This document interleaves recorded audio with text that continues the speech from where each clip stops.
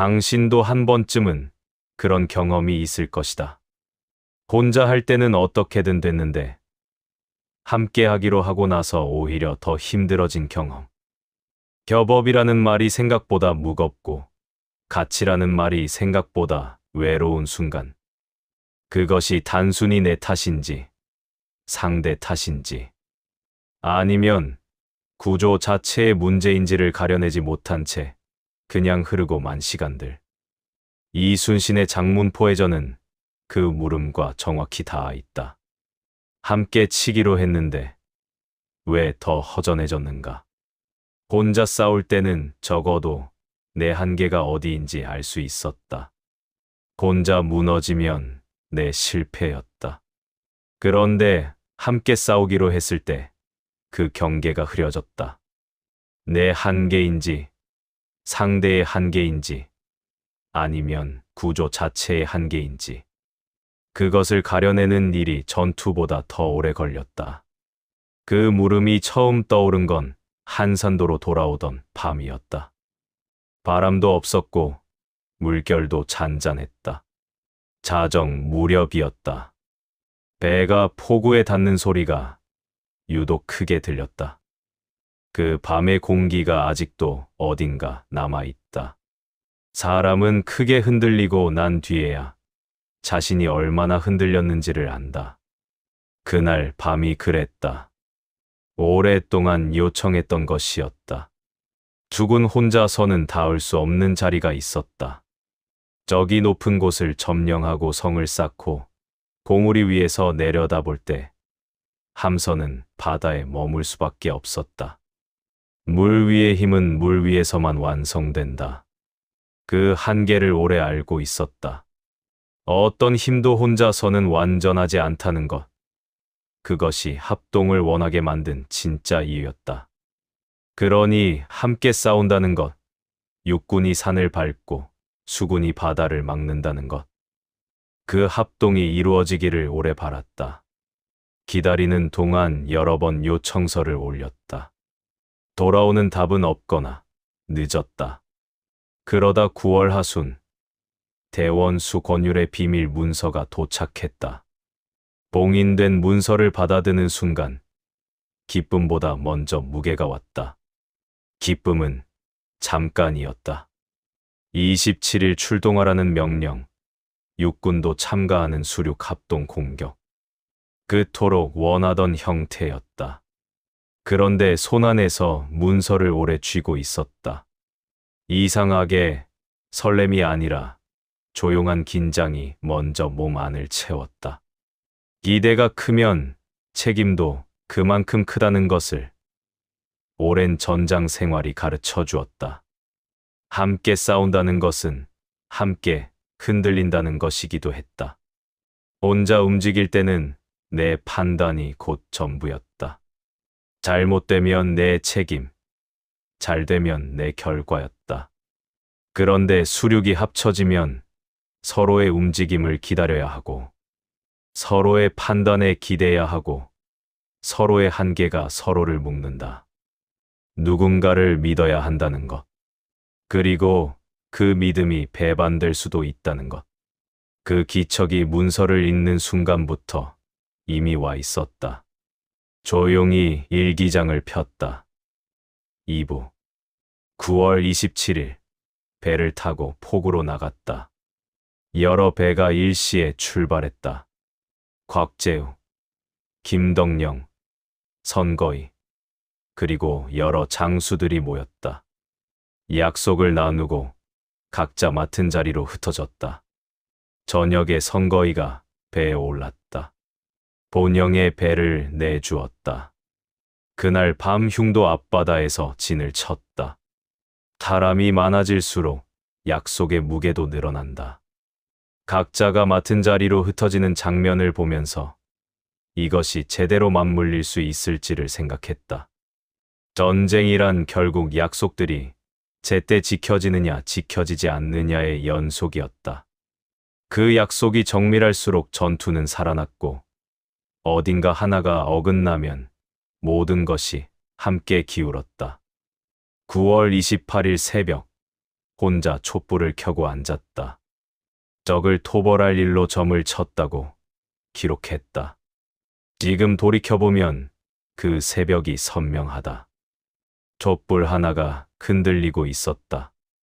누군가 엿보았다면 장수가 점을 치는 우스운 장면으로 보였을지도 모른다. 하지만 그것은 불안이 아니었다. 전장에 나가기 전 혼자서 내 안의 무게를 재는 행위였다. 말로 꺼낼 수 없는 것들을 다른 방식으로 마주하는 시간이었다.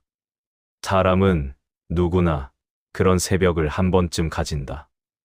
아무도 보지 않는 자리에서 혼자서 무언가를 묻는 새벽. 29일, 함대를 이끌고 장문포 앞바다로 밀고 들어갔다. 적은 나오지 않았다.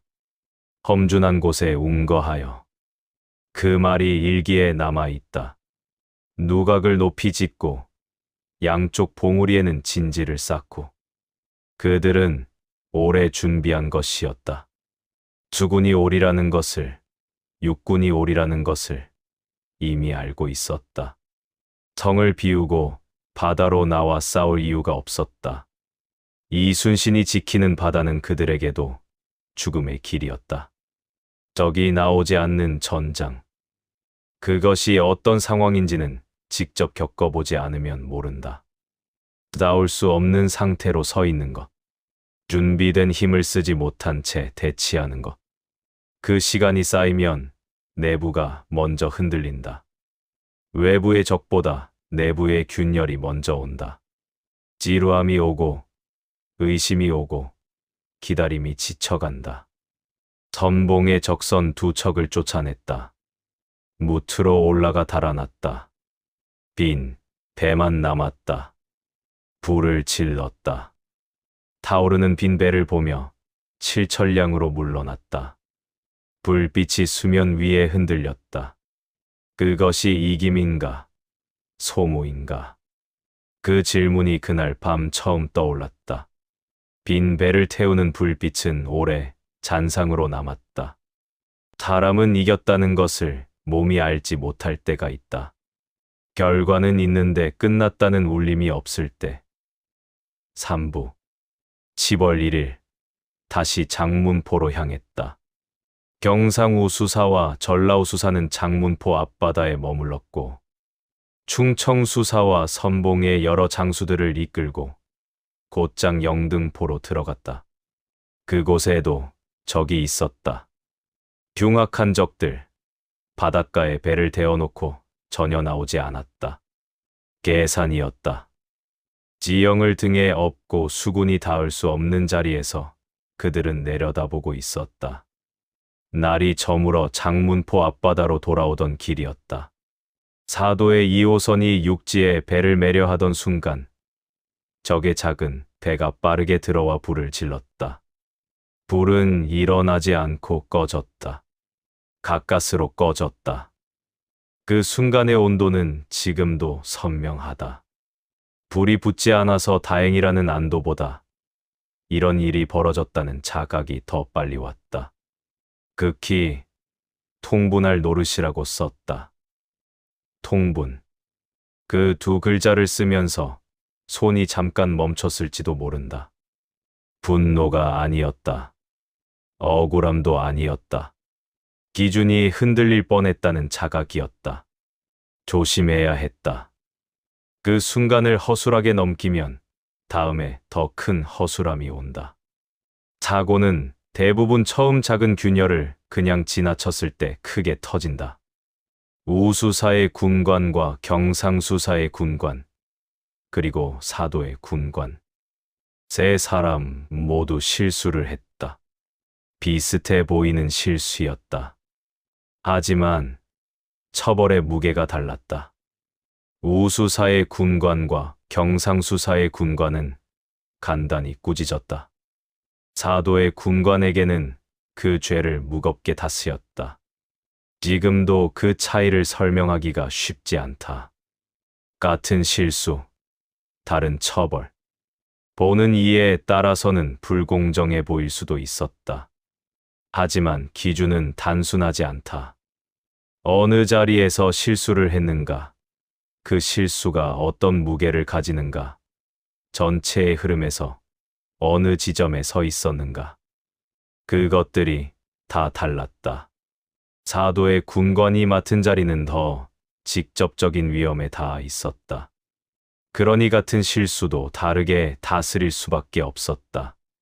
공정이란 모두를 똑같이 대우하는 것이 아니다.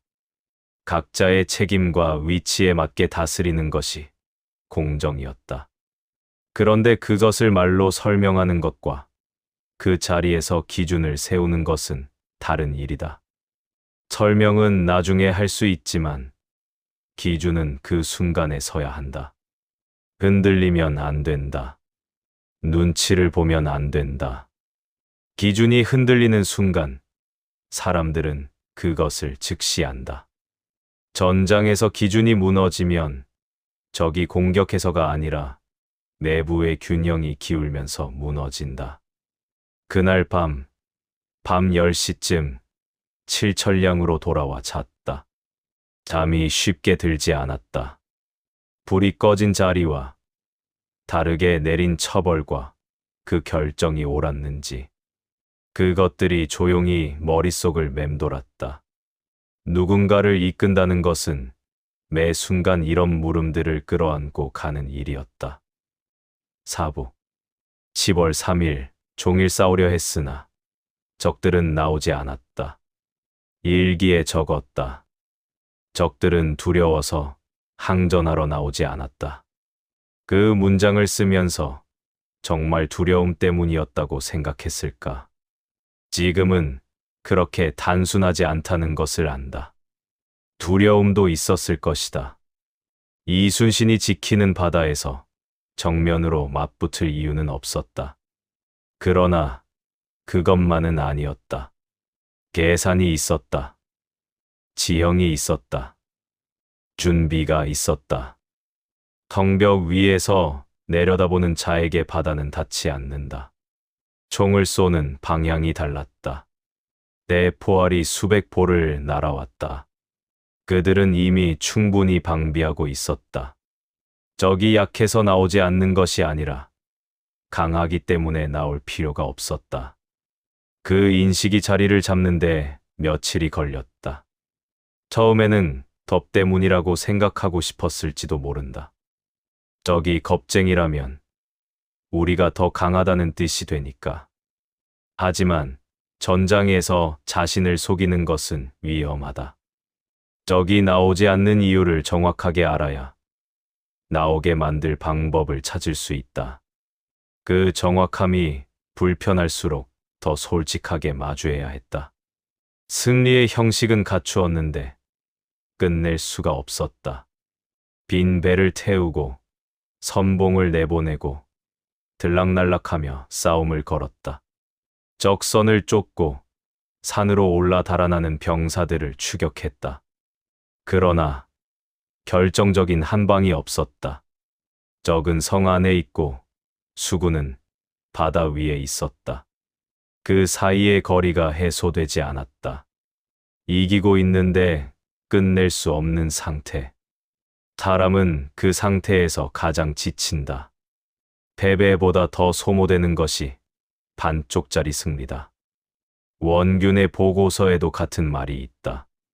육지에 있는 적을 수군으로서는 다시 어떻게 끌어낼 방법이 없어 매우 통분스러웠습니다. 원균의 보고서와 내 일기는 큰 흐름에서 같다. 다만 그 보고서를 읽으면서 오래 앉아 있었다. 사건은 같았다. 그런데 글의 결이 달랐다.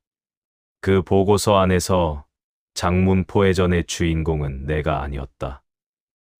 오부. 두 기록이 같은 하늘 아래에서 쓰였다. 그것을 두고 잘잘못을 따질 생각은 없다. 글을 쓰는 자가 누구냐에 따라 사건의 중심이 달라지는 것은 어쩌면 사람의 본성에 가까운 일인지도 모른다. 누구나 자신이 서 있던 자리에서 세상을 본다. 그 시선이 다르면 이야기가 다르다. 하지만 같은 날, 같은 바다에서 같은 하늘 아래에 있었는데 기록이 이렇게 달라질 수 있다는 것. 그 사실이 조용하게 그러나 깊이 남았다. 원균의 보고서는 화려했다. 그 안에 용기 있는 전투 장면들이 담겼다. 자원한 병사들, 돌진하는 선박들, 불타는 적진, 생포된 적병. 읽으면 전투의 현장이 선명하게 보였다. 그런데 그 중심에는 항상 원균이 있었다. 통제사 이순신은 상의를 받는 대상으로 명을 내리는 위치로 등장했다. 보고서는 사실에 기반했을 것이다. 하지만 같은 사실도 어디에 빛을 비추는가에 따라 전혀 다른 이야기가 된다. 내 일기는 달랐다. 짧고 눌린 문장들로 썼다. 맑다. 그리다. 배를 타고 출발했다. 적들은 나오지 않았다. 칠천량으로 돌아와 밤을 지냈다. 그 간결함이 의도는 아니었다. 그냥 그렇게 쓰이는 날들이었다. 화려하게 쓸 여유가 없었다. 화려하게 쓰고 싶지도 않았다. 사실을 사실로 두는 것. 그것이 내가 할 수 있는 기록이었다. 그런데 두 기록이 남겨진 지금, 사람들은 무엇을 볼까? 공이 흐려지기 시작하면 조직 안에 금이 간다. 그 금은 소리 없이 온다. 전투에서 지는 것은 분명하게 보인다. 하지만 공이 흐려지는 것은 보이지 않게 일어난다. 기록 안에서, 말 안에서, 보고서의 문장 한 줄 안에서. 그렇게 시작된 균열이 나중에 크게 벌어진다. 현대를 사는 사람들도 이것을 안다. 같이 한 일인데 누가 공을 가져갔는지. 같은 회의에 있었는데 보고서에는 내 이름이 없었던 경험. 함께 만든 결과인데 발표 자리에는 혼자 서 있는 사람. 그 허탈함이 전투 밖에서도 조직을 무너뜨린다. 칼을 쓰지 않아도 기록 하나가 사람을 밀어낼 수 있다. 기록이 둘로 갈라지는 밤에 조직은 흔들린다.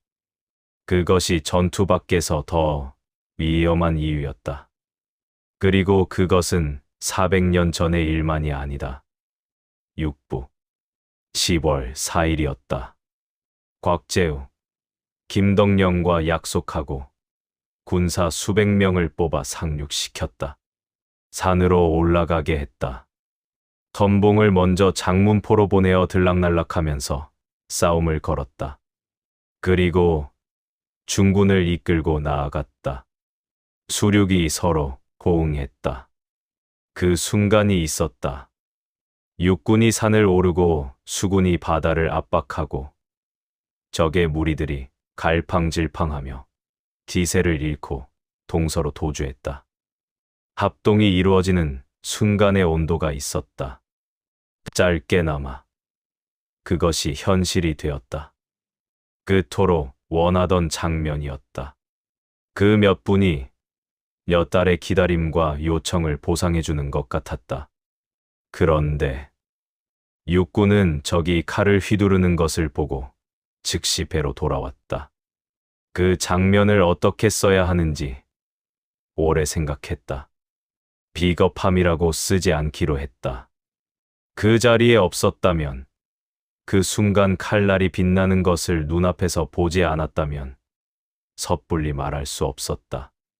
사람이 위험 앞에서 물러서는 것은 본능이다. 훈련이 그 본능을 누를 때도 있고 누르지 못할 때도 있다. 그것이 나약함이 아니라 구조가 만들어낸 결과였다. 합동이 끊어진 것은 의지의 문제가 아니었다. 육군은 산에서 싸우도록 만들어졌다. 두군은 바다에서 싸우도록 만들어졌다. 서로 다른 훈련, 서로 다른 지형, 서로 다른 몸의 기억. 그 다름이 약속의 순간에 드러났다. 연결은 있었는데 그 연결이 구조의 차이 앞에서 풀렸다. 어느 누구의 잘못도 아니었다. 하지만 그 결과는 모두의 것이었다. 일이 잘 안 될 때 사람들은 서로를 탓하고 싶어진다. 같이 하기로 했는데 상대가 빠지면 자연스럽게 그 사람이 문제라고 느껴진다. 하지만 가끔 그것은 개인의 실패가 아니라 구조의 실패다. 맞물리지 않는 톱니바퀴를 억지로 돌리려 해도 결국 어느 한쪽이 먼저 멈춘다. 그것을 멈춘 사람의 탓으로만 돌리면 다음번에도 같은 자리에서 같은 방식으로 끊어진다. 날이 저물어 칠천량으로 돌아왔다. 조용히 앉아서 그 하루를 정리했다. 합동이 실현될 뻔했다. 실현되었다가 끊어졌다. 적이 흔든 것이 아니었다. 각자의 한계가 서로를 끊었다. 그 체감이 꽤 오래 몸 안에 남아 있었다. 그리고 그것을 누군가의 잘못으로 기록하지 않기로 했다. 사실만 썼다. 육군은 돌아왔다. 날이 저물었다. 칠천량으로 왔다. 그 세 문장이 전부였다. 7부 10월 5일 보고서 초안을 작성했다. 큰 바람이 종일 불었다고 기록했다. 그날 무엇을 쓰고 무엇을 지웠는지는 남아있지 않다. 다만 바람 소리를 들으며 보고서를 쓰는 일의 무게를 기억한다. 전투가 어떻게 흘렀는지를 기록하는 것이 전부가 아니었다. 어떤 말을 골라야 공정한가? 어떤 말을 빼야 기준이 지켜지는가? 글은 사건보다 오래 남는다. 보고서를 쓰는 것은 전투와 다른 종류의 싸움이었다. 칼을 드는 것과 붓을 드는 것은 달랐다. 칼은 그 순간의 힘으로 결정되지만 붓은 시간이 지나도 남는다. 무엇을 남길 것인가?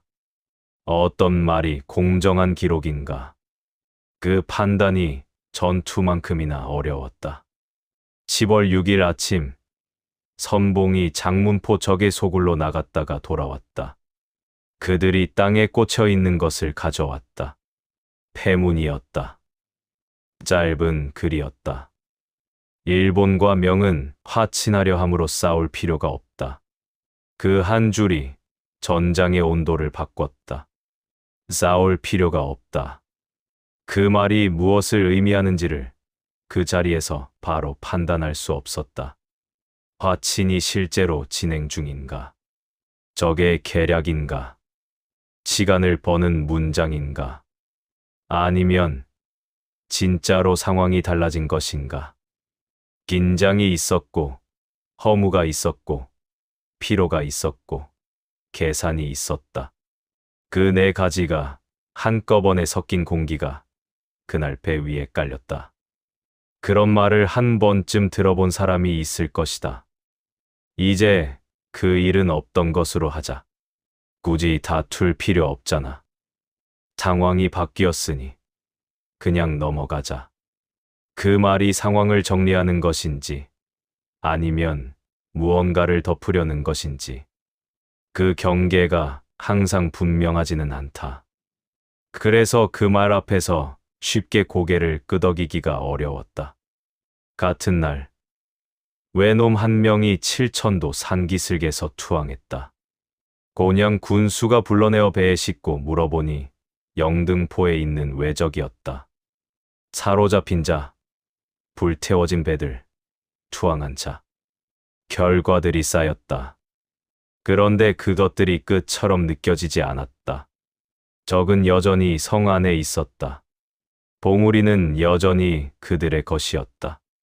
이긴 것인가? 아직 끝나지 않은 것인가? 끝나지 않는 여운이 있었다. 7일 병사 선거위 곽재우, 김덕령이 돌아갔다. 육군이 빠졌다. 그대로 남았다. 8일 다시 장문포로 나아갔다. 적들은 여전히 나오지 않았다. 군대의 위세만 보이고 돌아왔다. 경도로 왔다가 배를 타고 한산도로 출발했다. 자정 무렵 한산도에 닿았다. 불빛도 없었다. 바람도 없었다. 물소리만 있었다. 그것으로 장문 포회전은 끝났다. 마지막 부. 합동이 끝난 자리에는 무엇이 남는가? 이기지 못했다고 말하지는 않겠다. 적을 섬멸하지 못했다고 말하면 정확할 것이다. 그러나 그 정확한 말조차 무언가를 빠뜨린다. 오랫동안 요청하던 것이 이루어졌다.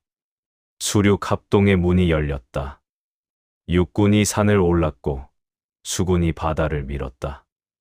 잠깐이나마 두 힘이 하나의 방향으로 움직였다. 그것이 실현되었다. 그런데 그 실현이 아무것도 결정짓지 못했다. 적은 높은 곳에 있었고 성 안에 있었고 내려오지 않았다. 수군의 힘이 닿지 않는 자리가 있었다. 그것은 처음부터 알고 있었다. 알면서도 합동을 요청한 것은 함께라면 그 자리를 채울 수 있으리라는 기대 때문이었다. 그 기대는 틀리지 않았다. 다만 구조가 따라오지 못했다. 육군은 육군의 한계가 있었고 수군은 수군의 한계가 있었다. 그 한계가 약속의 순간에 드러났다. 통분스러웠다는 말은 원균의 보고서에도 내 일기에도 있다. 두 사람이 같은 말을 썼다. 이겼지만 끝내지 못했다는 통분, 이길 수 있었지만 구조가 허락하지 않았다는 통분. 그 말만큼은 함께였다. 하지만 기록이 갈라졌고 공이 흐려졌다. 그것이 전투 밖에서 이루어진 일이었다. 칼을 들지 않아도 무너뜨릴 수 있다는 것을 그 해 다시 배웠다. 전장에서 기준을 세우는 것보다 전장 밖에서 기준을 지키는 것이 더 어렵다는 것을. 처벌의 무게를 결정하던 그날 밤도, 보고서를 쓰던 그날도, 기록이 둘로 갈라지던 그 시간도 내가 붙잡으려 한 것은 결국 하나였다. 기준. 사람은 잘 싸울 때보다 이긴 것 같을 때 더 쉽게 기준을 잃는다. 결과가 생기면 그 결과를 둘러싼 싸움이 시작되고 공이 어디에 있는지를 두고 조용한 다툼이 일어나고 처벌의 무게가 이 사람과 저 사람 사이에서 달라지는 것을 사람들이 느끼기 시작한다. 그때 기준이 흔들리면 다음 전투는 이미 지기 시작한 것이다. 그것은 지금도 달라지지 않는다. 회사에서, 팀에서, 오랜 관계에서 함께 무언가를 해낸 뒤에 더 조심해야 하는 순간이 온다.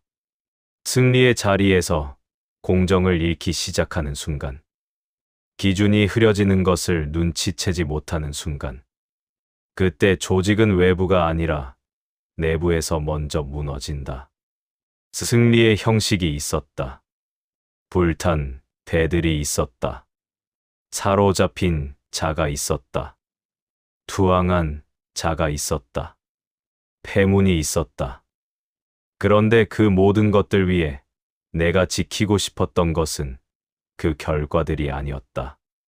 판단이 흔들리지 않았는가? 처벌이 공정했는가?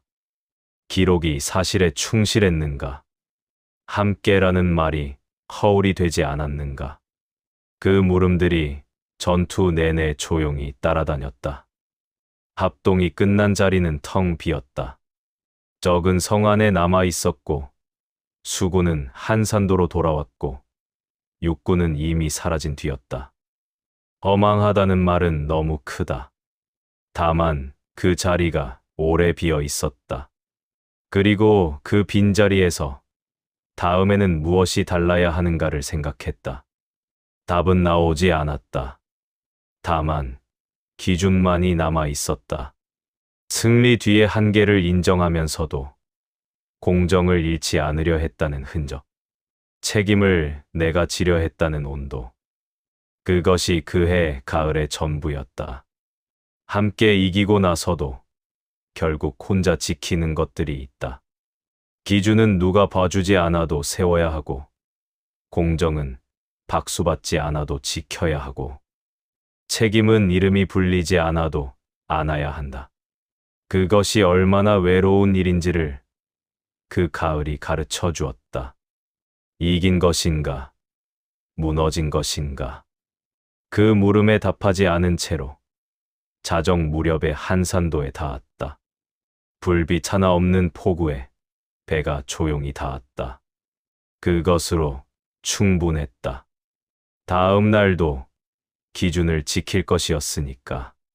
지금 이 이야기를 읽는 당신에게도 그런 가을이 있었거나 지금 한가운데에 있을지 모른다. 함께 시작했는데 혼자 남겨진 자리. 같이 만든 결과인데 내 이름이 지워진 보고서. 잘 싸웠는데 끝내지 못한 것 같은 허탈함. 그 빈자리에서 무너지지 않으려면 기준 하나를 붙잡는 것 말고는 다른 방법이 없다. 박수를 받지 않아도, 이름이 불리지 않아도 다음 날도 같은 자리에서 같은 기준으로 서는 것. 그것이 이긴 사람의 태도가 아니라 무너지지 않는 사람의 태도다. 자정의 한산도가 조용했던 것처럼 기준을 지키는 일은 소리가 없다. 그래서 더 어렵고, 그래서 더 값지다.